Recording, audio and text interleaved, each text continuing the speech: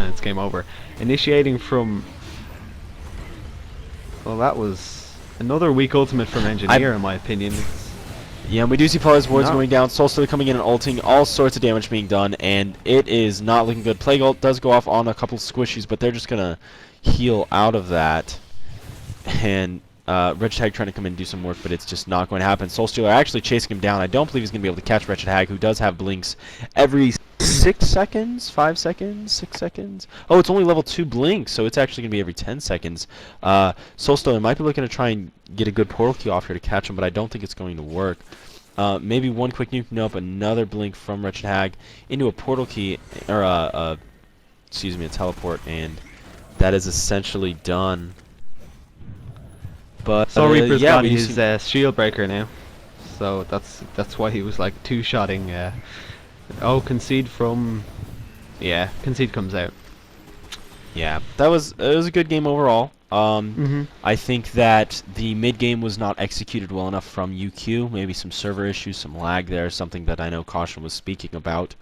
But we did see them create some huge plays at second tower and mid, but they ended up overplaying. I think right when they had a huge advantage, they ended up winning that 3-1 or 4-1, and they ended up losing their carry in the form of Engineer and Plague to a solo Soulstealer.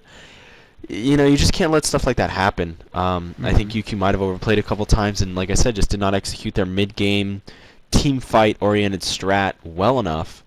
And 5 just pushed them into their Raxes, and Soulstealer got a little too buff, and Poly's dropping wards, and UQ's mid-game team fight capabilities just were not enough against a level 18 Soulstealer, at 358 gold a minute.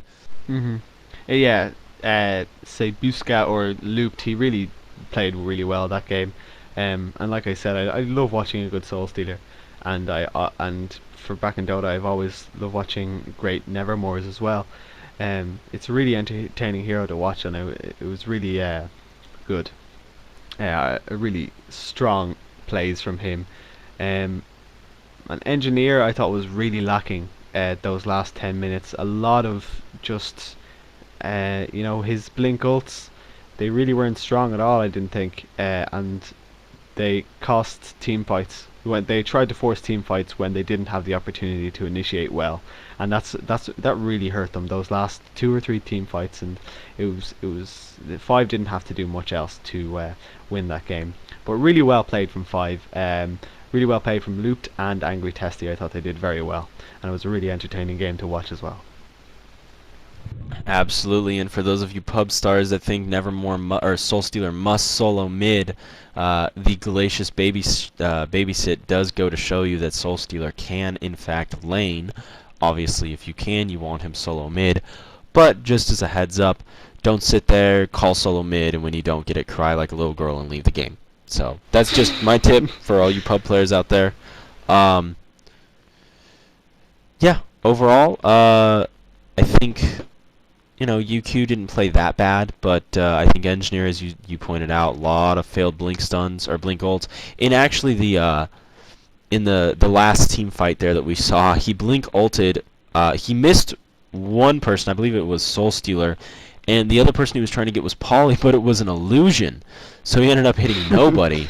And really good micromanagement by Poly, which was played by Angry Testy to kind of fake the Engineer and the other team out into thinking that that they were going on a real Polywog Priest. So, good job overall by Team 5. Well done by them to go ahead and take it down. Something else we didn't note is that both teams were warding and counter-warding effectively. We did see UQ High Bob with a lot of counter wards, and I believe it was, I want to say Glacius with the counter wards on 5, but I never actually saw any counter wards on him, but I did see them place a few down, and I believe they were F8. So always got to throw it out for the support players. They make these ganks capable. They make these high action games capable when you're warding and anti-warding, and just especially the anti-warding part. When you're taking down the opponent's wards, it's so hard to play blind, and people have to play the really passive and safe to the point that they get crushed 10 minutes later from not being able to farm, or they risk getting ganked. And of course, that's what we all love to see. We love to see action-packed games.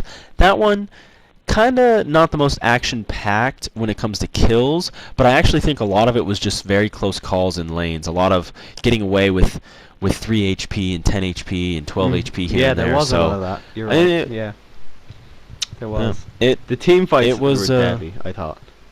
The team fights were really just stuff blowing up because it was all focused. There was no real um like usually in a team you'd have a carry who for the first 15 minutes does nothing in team fights.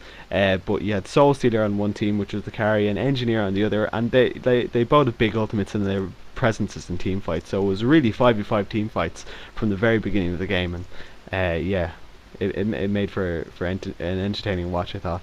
Um, and you know, really clutch plays being thrown out as well.